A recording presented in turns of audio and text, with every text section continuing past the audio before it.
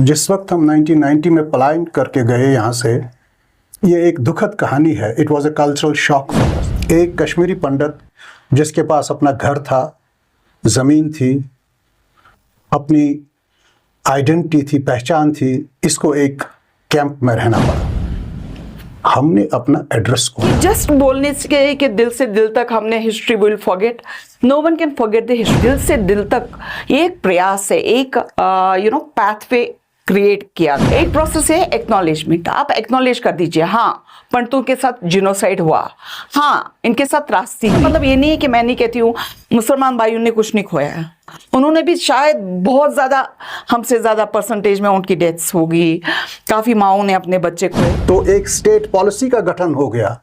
तो एक state policy के तहत कश्मीरी पंडित वापस बुलाए गए कश्मीर में। इतना ही नहीं, और उस स्टेट पॉलिसी में एक ऑप्शन था। एक ऑप्शन ये था कि जो लोग कन्वर्ट हो गए हैं उन लोगों को ये ऑप्शन दिया जाता है कि वो वापस रिकन्वर्ट हुआ, और ऐसा हुआ। देखो, अगर हम सिर्फ सरकार का देखेंगे, क्योंकि सरकार सिर्फ कश्मीरी पंडितों को वापस नहीं ले आएगी। आप मकान बना सकते हो, आप इकोसिस्टम खड़ा कर सकते हो, लेकिन जो ट्रस्ट मेजर है तो वो तो कम्युनिटी से ही। आप ये देख लीजिए, यहाँ पर जो एग्जिस्टेंस में था वो सूफी इस्लाम था। जो श्राइन्स, जैसे नुंदरिश का श्राइन्स जलाया, वो सूफी इस्लाम को बरी किया गया। और जो इस्लाम आज की डेट में आया है, that is an Arabic version of Islam. Kashmir podcast देखने और सुनने वालों को रशीद राहिल का प्यार भरा सलाम। नाज़रीन मोहतरम, आपको पता है कि हम हर हफ्ते किसी न किसी ऐसी शख्सियत को अपने इस पॉडकास्ट में आपके सामने रूबरू कराते हैं जिनका एक योगदान होता है, जिन्होंने ऐसा काम किया होता है जो आने वाले कल के लिए नई पीढ़ी को एक दिशा देती है। आज हमारी पॉडकास्ट में दो खास मेहमान हैं जो किसी तारुफ के मोहताज नहीं।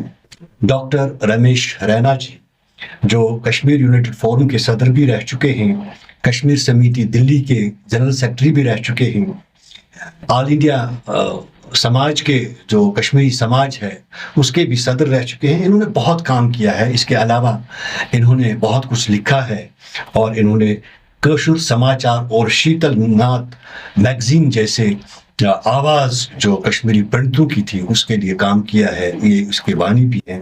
तो दूसरी मेहमान साहिबा जो हमारे साथ है, डॉक्टर मनोरमा बख्शी साहिबा, ये भी किसी तारुफ की मोहताज नहीं। इन्होंने भी अपने इस दौर में बहुत कुछ काम किया है और अभी भी काम कर रही है।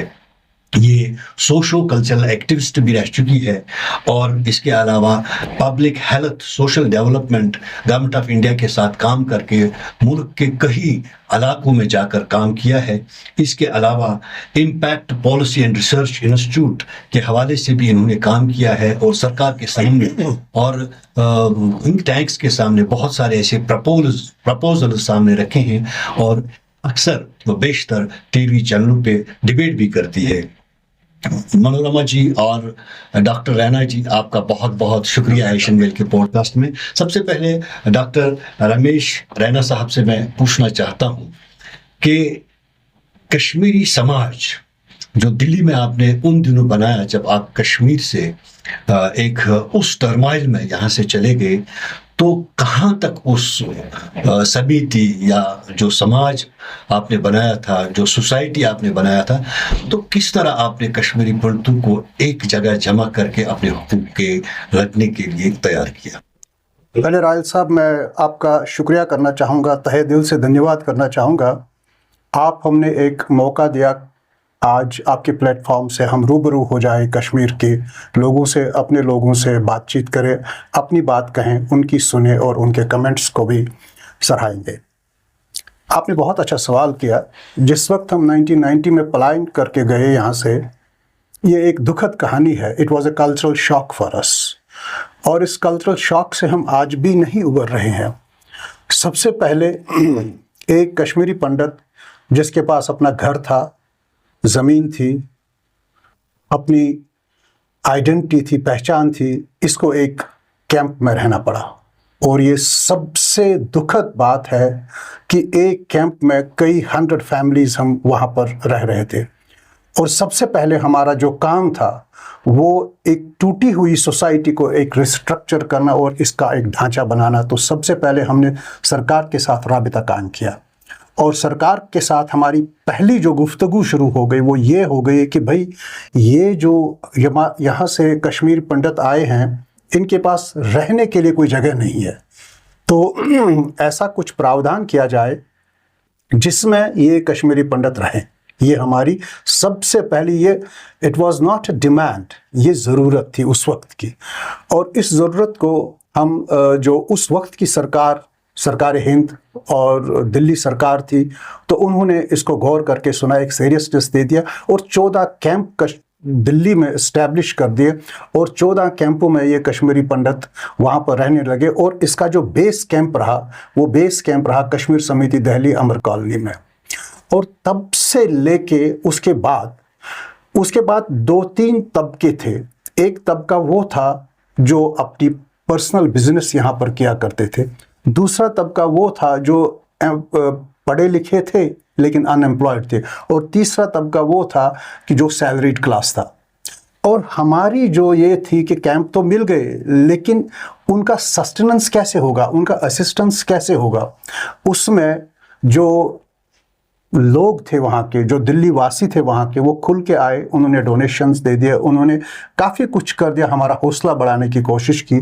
और ऐसे में सरकार हिंद ने एक कैश असिस्टेंस का ऐलान कर दिया और उस कैश असिस्टेंस को धीरे धीरे थोड़ा थोड़ा बढ़ा के, और ये हमारी सबसे पहली जो थी, ये एक बुनियाद बन गई।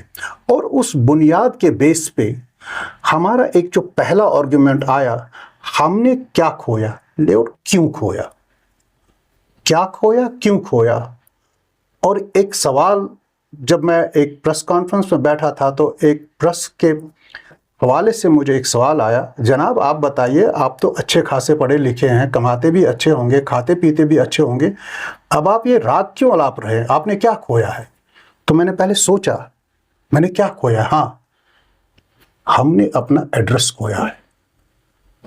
और यहाँ से एड्रेस वापस लाने की जो हमारी जद्दोजहद है, जो स्ट्रगल है, वो आज भी कायम है, वो आज भी चल रही है। और इसके हवाले से जो इंटरफेथ कॉन्फ्रेंस हुआ, मैं उनका भी धन्यवाद करना चाहूँगा कि आज एक पहली बार एक ऐसा प्लेटफॉर्म आया है जहाँ पर डाइवर्स लोग थे, उन्होंने बातचीत कर दी, लेकिन एक कॉमन थ्रेड जो था उसमें वो ये था कि कश्मीरी पंडितों का रिटर्न होना चाहिए। हालांकि यहाँ पर मुझे थोड़ा सा इख्तलाफ है कि मेरे लिए रिटर्न का मतलब है रिलोकेशन। रिलोकेशन मेरे लिए इशू नहीं है, मैं वहाँ पर भी मकान में रहता हूँ, मैं रिलोकेट होके यहाँ पर मकान में हो जाऊँगा, लेकिन मेरी प्राथमिकता है रिहेबिलिटेशन, जो मैं आगे चल के बयां कर लूँगा कि हमारी रिहेबिलिटेशन का मतलब क्या है, क्या आयाम है, किस तरह से उसका अनफोल्ड होना चाहिए। ये छोटी सी एक हमारी पहल थी। डॉक्टर साहब, मैं आपके पास आऊँगा, मनोरमा जी हमारे सामने हैं। मैं आपसे जानना चाहता हूँ, जो कल की तारीख में वादी कश्मीर में जो मुख्तलिफ तबकों के लोगों से आप मिले और एक इंटरफेथ कॉन्फ्रेंस हुई दिल से दिल तक, क्या लग रहा है दिल से दिल तक दिल्ली और कश्मीर?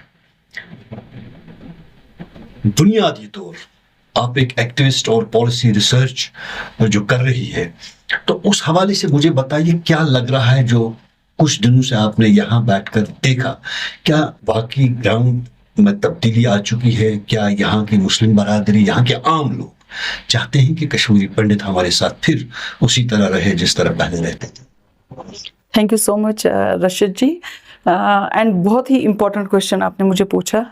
दिल से दिल तक जो ये कॉन्फ्रेंस था, इट वाज एक्चुअली देखा जाएगा तो काफ़ी लोगों को उन्होंने इकट्ठे किया था, जिसमें थिंक टैंक थे, एकेडेमिया था, उलमास थे, यहाँ के मिरवाइज थे, and social think tank leaders थे, पंडित्स थे, गुज्जर्स थे, क्रिश्चियंस थे, सिख थे, अपने मुसलमान भाई थे, सब मिलजुल के मतलब एक प्रयास उन्होंने किया था, एजेंडा ही था दिल से दिल तक। बट अगर आप कहोगे कि दिल से दिल तक, जब हम रिहेबिलिटेशन तो रिहैबिलिटेशन जब किसी भी समुदाय का होता है, ये तो बेसिकली हुआ है कि कश्मीरी पंडित चाहे 3.5-4 लाख जब 1990 में जब हम यहाँ से पलायन हुए, वो ऐसा नहीं हुआ था कि हम अपनी मर्जी से गए थे। ऐसी conditions, radicalisations, involvement of the like terrorism and कुछ चंद लोग, इक्का दुक्का लोग ऐसे थे जिन्होंने काफ़ी कुछ मिलिटेंसी काफ़ी ज़्यादा हावी हो गई थी, तो हम लोगों को निकलना पड़ा। अब all of a sudden rehabilitation ऐसा हो जाएगा, क्योंकि प्रोसेस है, it's a rehabilitation is a process. जब आप रिहैबिलिटेशन करते हो किसी भी समुदाय का, अगर हम वर्ल्ड ओवर देखा जाएगा, अफ्रीका में जैसे जब पोस्ट अपार्थाइड जो भी अपार्थाइड से ग्रस्त लोग थे, उनके लिए काफ़ी कुछ ट्रिब्यूनल्स आए, काफ़ी कुछ लोगों ने कहा कि इनके साथ क्या त्रासदी होगी, कोर्ट्स लगे गए। जिन्होंने बहुत ज़्यादा त्रासदी की थी उनको, मतलब रवांडा की बात करें, साउथ अफ्रीका की बात करें, बोस्निया हर्जेगोविना की बात करें, वह मैं इन देशों की बात क्यों कर रही हूँ? इसलिए कर रही हूँ क्योंकि अगर आप उस दर्द को, उस नासूर को एड्रेस नहीं करते हो, जिसको कहते हैं ना कि जो एक्चुअल नासूर है, रूट कॉज एनालिसिस अगर आप करेंगे, एज अ पॉलिसी एनालिस्ट मैं देखती हूँ कि जस्ट बोलने से कि दिल से दिल तक हमने history will forget, no one can forget the history, but history we should remember. हमें याद हिस्ट्री इसलिए करनी चाहिए कि हिस्ट्री रिपीट ना हो। एक बार राजीव गांधी ने कहा था कि किसी कमेंट में कहा था कि हिस्ट्री शुड बी फॉरगॉटन, तो किसी ने जवाब दिया था history should never be forgotten because history repeats itself. तो history should be remembered so that it is not repeated. तो जो आपका सवाल था कि दिल से दिल तक, ये एक प्रयास है, एक पाथवे क्रिएट किया गया। इसमें अब काफ़ी कुछ प्रोसेसेस है। एक प्रोसेस है एक्नॉलेजमेंट, आप एक्नॉलेज कर दीजिए, हाँ पंडितों के साथ जिनोसाइड हुआ, हाँ इनके साथ त्रासदी हुई, हाँ ये अगर 1000, 2000, 3000 लोग मरे गए क्योंकि इनका कोई दोष नहीं था। इसका मतलब ये नहीं है कि मैं नहीं कहती हूँ मुसलमान भाइयों ने कुछ नहीं खोया है, उन्होंने भी शायद बहुत ज़्यादा, हमसे ज़्यादा परसेंटेज में उनकी डेथ्स होगी, काफ़ी माओं ने अपने बच्चे खोए, बट उसमें उनका थोड़ा बहुत ये था कि मिलिटेंसी को उन्होंने तब पनाह दी, मिलिटेंसी को कुछ लोगों ने घर में भी बसट किया, उनको नहीं करना चाहिए था, उनके साथ उससे भी ज़्यादा त्रासदी हो गई उस वजह से। बट अब जो भी हम ये एक एफर्ट कर रहे हैं, एक इनिशिएटिव ले रहे हैं कि हम अपनी कश्मीरियत को वापस ले आए, उस कश्मीरियत को कैसे वापस ले आए, उसके लिए acknowledgement is very important, understanding and making it sure कि history should not be repeated. जो हमारे उलेमास हैं, जो सीनियर लोग हैं, उनको ये बताना पड़ेगा, एक्नॉलेजमेंट करना, अपॉलजी करनी पड़ेगी कि हाँ भाई हमसे गलती हो गई।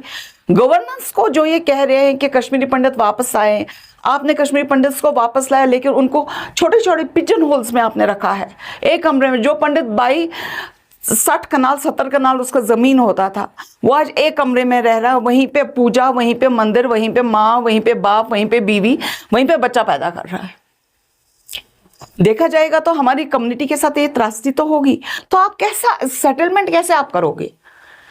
ऐसा नहीं है कि पंडित भाई काफ़ी फ्लरिश हो गए बाहर जाके, काफ़ी लोगों ने बहुत कुछ किया, बट कुछ ऐसे भी गिने चुने मेरे भाई हैं जो अभी भी उतना उससे बाहर नहीं आए हैं, तो उनके लिए एक प्रयास करना चाहिए। और इसके लिए एक पॉलिसी स्ट्रेटेजी होती है। पॉलिसी ये होती है कि जो वाबस्ता है, जो कर सकते हैं, जो अच्छे रोजगार जिनके पास है, वो बेशक अपनी लैंड सब्सिडाइज रेट पे ले ले। हम नहीं कहते हैं कि एक आप एडवांस सेटलमेंट कर लो, क्योंकि उससे हमारी कोई इश्यूज सेटल नहीं हो जाएगा, बट स्ट्रेटेजाइज कर लो, डिस्ट्रिक्ट्स में अलग अलग जाके देख लो कि क्या पॉसिबिलिटी है। डिस्ट्रिक्ट सेल हो गया है, क्या कुछ मुस्लिम भाई तैयार है वो मकान, वो ज़मीनें, वो जायदाद, वो ऑर्चर्ड छोड़ने को? क्या हम विलिंगली दे रहे हैं? क्या हमारे भाइयों से तब हमने लिया था, हम तैयार है इस वक्त छोड़ने के लिए? जो लोग तैयार है आने के लिए आ जाओ आप। या जिस रेट पे हमने ले लिया, किसी का पंडित का मकान आज की डेट में 1 करोड़ है, लेकिन मैंने 3 लाख में ले लिया, ठीक है, अगर पंडित भाई तैयार है 10 लाख 15 लाख में मैं उसको दे रहा हूँ, क्या उस टाइप का डायलॉग हम तैयार है करने के लिए? क्या हम ये गवर्नमेंट तैयार है करने के लिए? अगर आपने बोला कि आप लोग आ जाओ, रिहैबिलिटेशन का मतलब है उनका रोजगार, उनका लाइवलीहुड, क्या आप ये तैयार हो करने के लिए? क्या आप उनकी सेफ्टी एंड सिक्योरिटी कौन देगा? देखो, हम मकान तो बनाएंगे, इकोसिस्टम तो बनाएंगे, बट जब हम सिक्योरिटी की बात करते हैं, ट्रस्ट बिल्ड्स दैट। मकान ट्रस्ट नहीं करता है, वो ट्रस्ट हमें मिलेगा आप लोगों से। डॉक्टर साहब, एक अहम बात यहाँ सामने आ रही है कि कौन सिक्योरिटी देगा। देखिए, आप भी कश्मीरी है, हम भी कश्मीरी है। आपको पता है दो मुल्कों के दरमियान जो फसाद बर्पा हुआ था 1947 में, जब तकसीम मुल्क हुआ, किन बुनियादों पे हुआ, कैसे हुआ, क्यों हुआ, उसके पीछे क्या कारण थे, ये सब चीज़ें हमने देखी। और कश्मीरियों ने हमेशा मसाइल और मुश्किलात झेले हैं, चाहे वो कश्मीरी पंडित हो, चाहे वो कश्मीरी सिख हो, चाहे कश्मीरी मुसलमान हो। क्या इन दो मुल्कों के दरमियान चली आ रही चिपकलिश या आपस में जो अनबन होती है, उसके लिए कश्मीरी पंडित कश्मीर में रहकर क्यों नहीं लड़ता है? वो क्यों दूसरे शहर में बात करता है और यहाँ नहीं आता है कश्मीरी मुसलमान के साथ मिलकर उन एलिमेंट्स के खिलाफ लड़ता है जो हमारी आइडेंटिटी को खत्म, जो हमारी शिनाख्त को खत्म करना चाहते हैं? देखिए, ये एक बहुत ही आपने एक मुश्किल सवाल बड़े साधारण शब्दों में बताया है, तो मैं आपकी दाद देता हूँ। आपके जो सकाफ़ी इंस्टिंक्ट्स हैं, मैं उनकी दाद देना चाहता हूँ। लेकिन मैं एक चीज़ बताऊँगा, दो तीन चीज़ें हैं जो आपको एज ए जर्नलिस्ट और जो बाकी लोग हमारे सुन रहे होंगे तो उनको भी ध्यान में रखना चाहिए। वो ये है कि Kashmiri Pandits are driven by fear factor, threat perception and insecurity. और दूसरा जो बड़ा अहम चीज़ है, that is normalisation of genocide. जिस वक्त हम चले गए और जिस वक्त हमें यहाँ से निकाला गया, उस वक्त की कंडीशन ये थी कि कश्मीरी पंडितों को एक जो नेशनल ह्यूमन राइट्स कमीशन ने भी एक अपनी जजमेंट दे दी कि that what happen to Kashmiri Pandits is akin to genocide. तो इसका मतलब है national human rights commission acknowledge करता है कि इनके साथ जीनोसाइड हुआ। जहाँ पर आपने बात कही कि अगर इंडिया पाकिस्तान के बीच रंजिश है तो क्या हम दोनों तबके एकजुट होकर नहीं लड़ते? बिल्कुल लड़ सकते थे। जहाँ तक मुझे याद है, जिस वक्त 1947 में कबाली रेड हुआ तो शेख साहब का जिस वक्त नारा था, शेख साहब का क्या इरशाद, हिंदू मुस्लिम सिख ही था, तब कश्मीरी पंडित सड़कों पे आए और हमने इस कौम को बचाया। या हमलावर खबरदार, कश्मीरी है तैयार, उस वक्त सब कश्मीरी एकजुट होकर फाइट करने लगे। या जिस वक्त मोए मुक़द्दस हुआ, कश्मीरी पंडित पेश हुआ कश्मीरी मुसलमान के साथ, शाना बशाना हमने ये लड़ाई, ये जंग लड़ी। लेकिन जब 1990 हुआ, 1990 न तो इंडिया पाकिस्तान के खिलाफ कोई कंटेस्ट हो रहा था जिस वक्त ऐसा हुआ, न तो कोई ऐसी चीज़ थी जो हो रहा था। वो एक एंटी कश्मीरी पंडित कैंपेन थी। That was a violent toxic anti Kashmiri Pandit campaign, जिस वक्त अखबारों में भी आया, प्रेसों में भी आया कि ऐसे कैसे कशीर बटौरस्ती बटनेसान। सो ऐसे स्लोगन्स जब आए तो ऐसे स्लोगन्स में सबसे पहले ये कल्पना करना कि हम दोनों इकट्ठे जंग लड़ेंगे, ये तो सवाल ही नहीं होता है। क्यों? क्योंकि essentially it was an anti Kashmiri Pandit campaign. और इस एंटी कश्मीरी पंडित कैंपेन का क्या मतलब हुआ? Hindu habitat was demolished. There was a total demolition of Hindu habitat. Hindu civilization of Kashmir was uprooted. तो इसके चलते हुए जेनोसाइड प्रतिक्रिया शुरू हो गई। एक तो जेनोसाइड होता है और दूसरा इंटेंट, जीनोसाइडल इंटेंट, ये प्रतिक्रिया भी थी। और उसके बाद 36 सालों में नियर नॉर्मलाइजेशन ऑफ जीनोसाइड, ये एक अहम चीज़ है जो नॉर्मलाइज हम सिचुएशन को करते हैं, जीनोसाइड को करते हैं। तो ये दर्शाता ये है कि जो कश्मीर सोसाइटी है ये मान के चली है कि कश्मीरी पंडित यहाँ पर नहीं होंगे और नहीं आएंगे।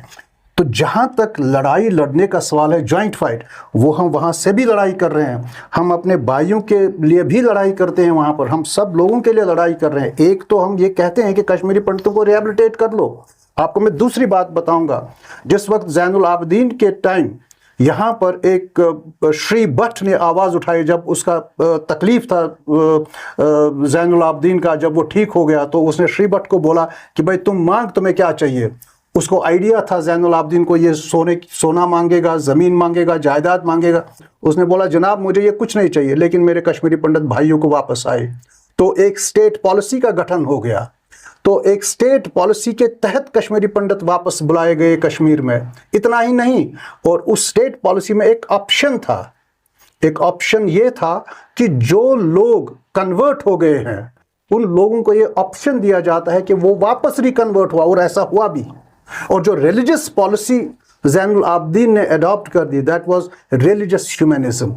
और रिलीजियस ह्यूमनिज्म के चलते हुए यहाँ पर एक कश्मीरी सोसाइटी का नया गठन हो गया, एक नई कश्मीरी सोसाइटी आई, एक नए सिरे से एक मिली जुली तहजीब आई, जिसके हम सब we are all proud of that मिली जुली तहजीब, जिसको हम कश्मीरियत के नाम से बुलाते हैं या किसी और नाम से बुलाते हैं।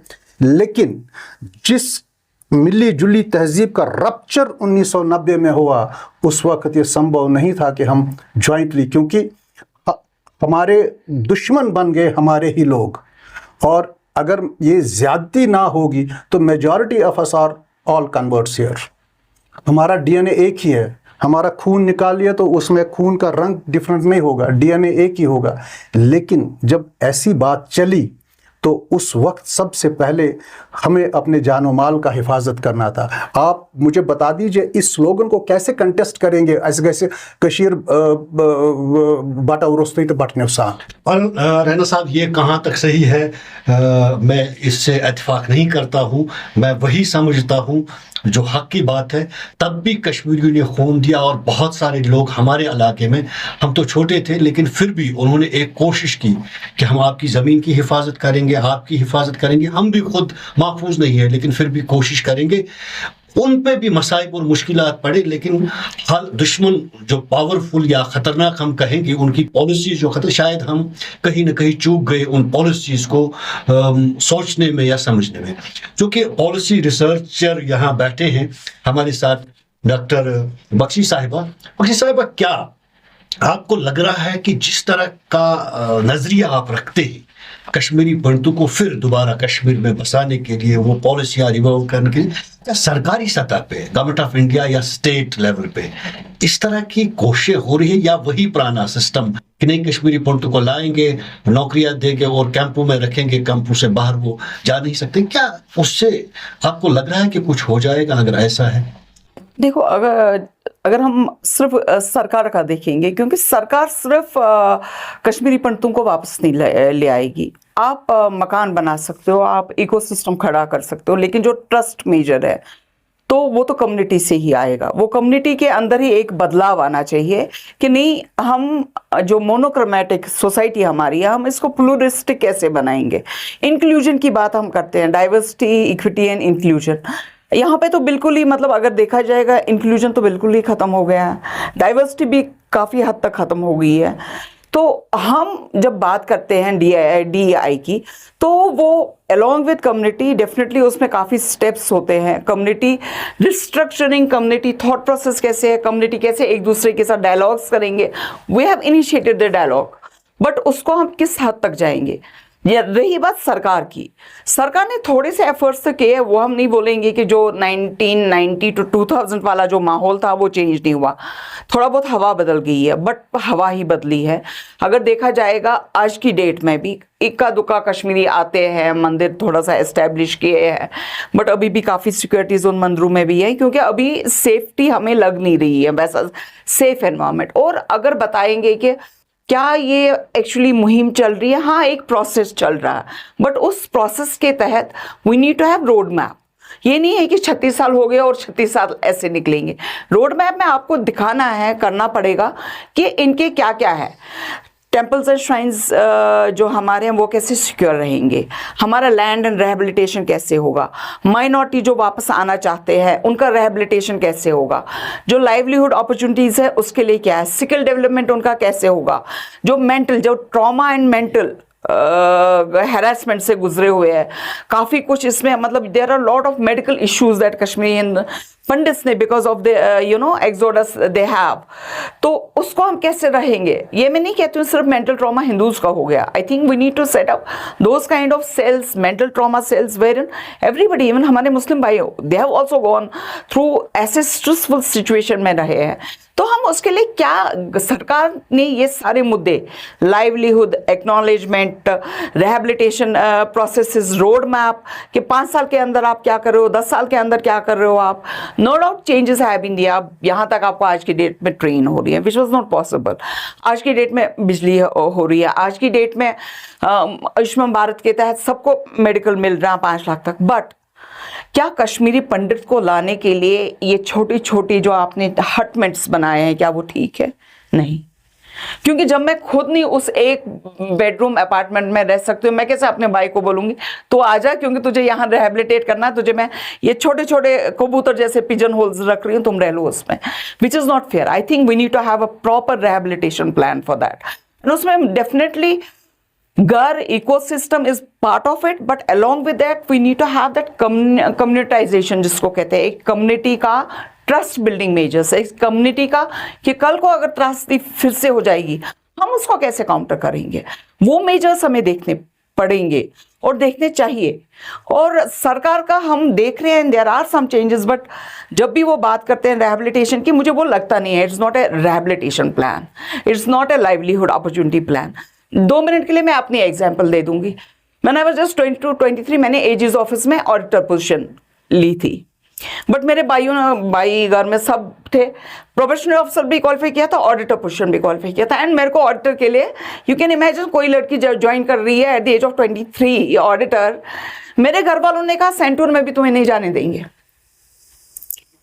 तो आजकल जो हम डेफिनेटली ये नहीं है कि हम आगे बढ़े नहीं, बट एक सिक्योरिटी होती है आज की डेट में। मेरे को एक सिक्योर जॉब होता, एक मोर देन डायरेक्टर लेवल में बन गई होती जो इस लेवल तक जा सकती थी। तो वो चीजें जो हमने खोई है, मैं आज की डेट में वापस आना चाहती हूँ, but I need to have some kind of livelihood opportunity, I need to have something to keep on going. क्योंकि ऐसे तो नहीं है कि हम आके सरकार हमें देगी 10,000 12,000 तो हम उसमें रहेंगे। राना साहब, आपने एक कोशिश की है इब्तिदा से कश्मीरी पंडितों को एक प्लेटफॉर्म पे जमा करने की, या उनके जो हकूक है उनको बाजियाब करने के लिए आपने जद्दोजहद शुरू की थी। क्या people to people dialogue, Kashmiri मुसलमानों को आपने कभी दिल्ली बुलाया, जम्मू बुलाया, उनके साथ कोई आपस में आज जिस तरह आप कर रहे हैं या अभी हो रहे हैं, क्या उस तरह आपने कभी ऐसी कोशिश की? देखिए, ऑनेस्टली से इस तरह का कोशिश तो नहीं हुआ, ऑनेस्टली से इस तरह का कोशिश तो नहीं हुआ। लेकिन जब भी मैं किसी ऑफिस बेयर पोजीशन में था, मैंने हर बार कोशिश की कि एक ऐसा इज्तिमा हो जाए, एक ऐसा इजलास हो जाए जहां पर हम दोनों खुल के बात करें, और ऐसी अपॉर्चुनिटीज़ आई मुझे। जैसे वो ओपी शाह साहब उस दिन मीटिंग में थे, मैंने ओपी शाह साहब की कम से कम हाफ डजन मीटिंग्स अटेंड कर दी है इंडिया इंटरनेशनल सेंटर में। वो भी इसी टाइप का जो ये हार्ट टू हार्ट जो कल परसों मीटिंग यहाँ पर थी, वो भी ऐसा ही था, जहाँ पर कश्मीरी पंडित भी था, मुसलमान भी था, सिख भी था, जो फॉर्मर टेररिस्ट है जिन्होंने सरेंडर वगैरह करते वो भी थे, और काफ़ी खुल के बातें हो गई और खुल के बातें हो भी जाती है। ऐसा नहीं है कि दिल्ली में ऐसा नहीं होता है, लेकिन कुछ चीज़ें जो हमें हमेशा मद्देनज़र रखनी चाहिए। हर किसी आदमी को अपनी स्पेस होती है। जैसे आप घर में जाइए, आप जाते हैं, आपके घर में आपका अपना कमरा है, आपका अपना बेड है, आपको अपनी चीज़ें रखने की जगह है। तो जिस वक्त यहाँ से फोर्स्ड एक्सोडस कश्मीरी पंडित्स का हो गया, तो उस वक्त के बाद 36 सालों में there is no space available for Kashmiri Pandits in the valley of Kashmir. और ये बात मैंने उस वक्त भी कही जब वहाँ पर मैंने अपने प्रेजेंटेशन रख दी 24 तारीख को। तो मैंने वहाँ पर क्लियरली बोला कि अगर सिविल सोसाइटी ऑफ कश्मीर ये चाहती है, और बाकी लोग, जो मुझे बिल्कुल लगता है कि आज की डेट में काफ़ी फ़र्क आ गया है, सिविल सोसाइटी आज की डेट में वो सिविल सोसाइटी नहीं है जो हमने 36 साल पहले छोड़ी है। आज की सिविल सोसाइटी काफ़ी इमेंसिपेटेड है, काफ़ी एक्सपोजर है इस सिविल सोसाइटी को, और इस सिविल सोसाइटी ने काफ़ी झेला भी है और काफ़ी देखा भी है। तो इसके चलते हुए सबसे पहले हमें ये कोशिश करनी चाहिए कि जो वैकेंट स्पेसेस यहाँ पर है, जो फिल हो गई है, एक creation of A legitimate minority space for Kashmiri pandits, एक माइनॉरिटी एम्पावरमेंट है। ये नहीं है कि अगर जब तक ये नहीं होगा तो ऐसा नहीं होगा।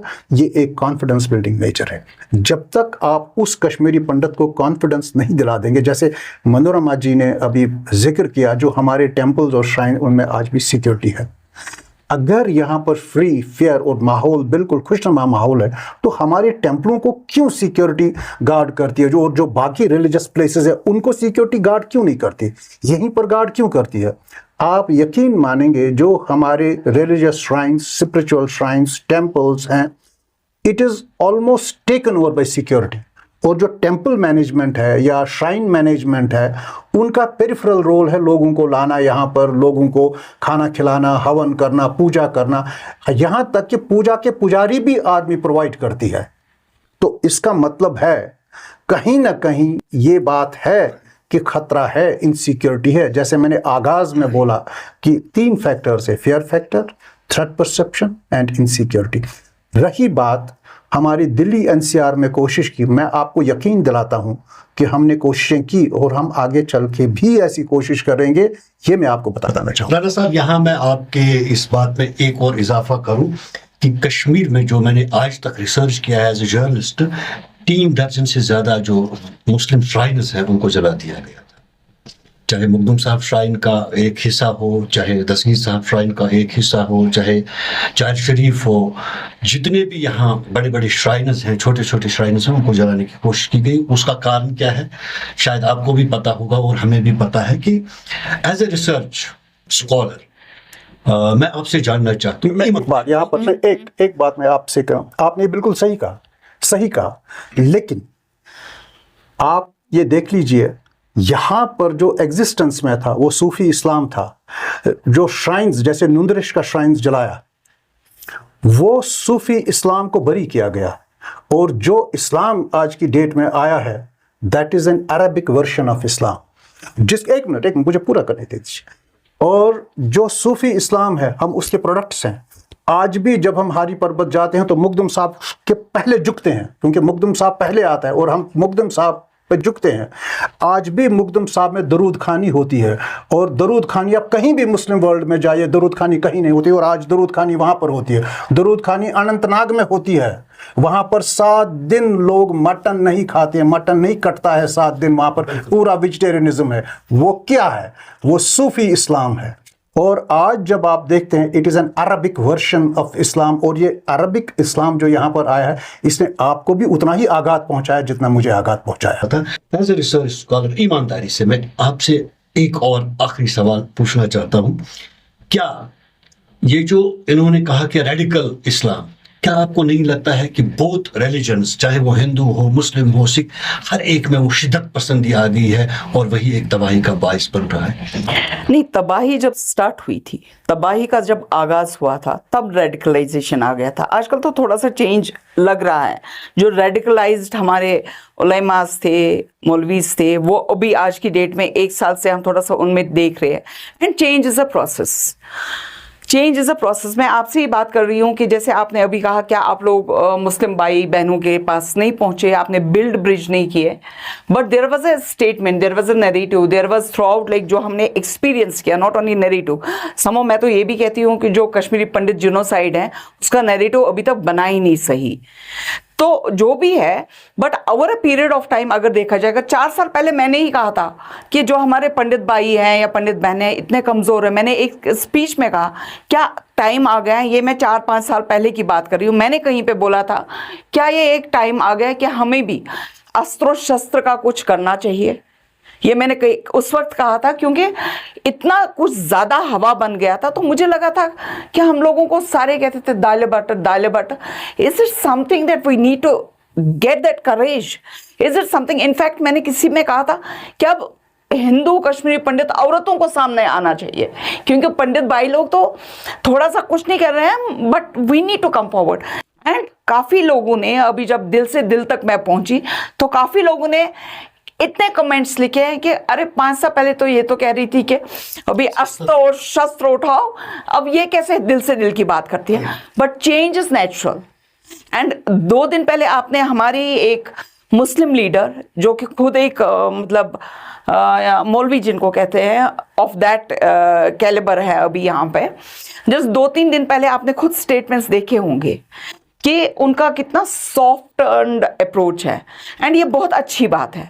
Same you might have seen कि हमारे ही बहुत सीनियर लीडर हिंदूज के, बहुत माने चुने लीडर्स हिंदूज के, उन्होंने कहा dialogue should be always open, there is a process and we need to keep the bridges open. And ये कहते हुए कि हर हमेशा हम पॉइजन ही करेंगे हिस्ट्री को याद करना, बट उसका मतलब ये नहीं है कि जिन्होंने कुछ भी नहीं किया है उन पे हम हावी हो जाए। हिस्ट्री का मतलब यह है कि हमें हिस्ट्री याद रखनी चाहिए, बट हिस्ट्री को रिपीट नहीं करना चाहिए।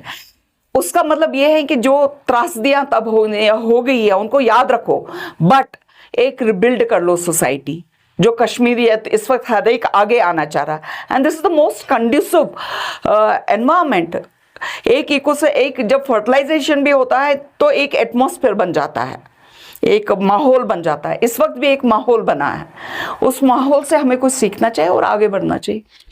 एक पुरअमन माहौल बन रहा है, आपसी भाईचारे को फरोग देने की कोशिश करनी चाहिए। इसके लिए हम सबको मिल बैठकर काम करना चाहिए।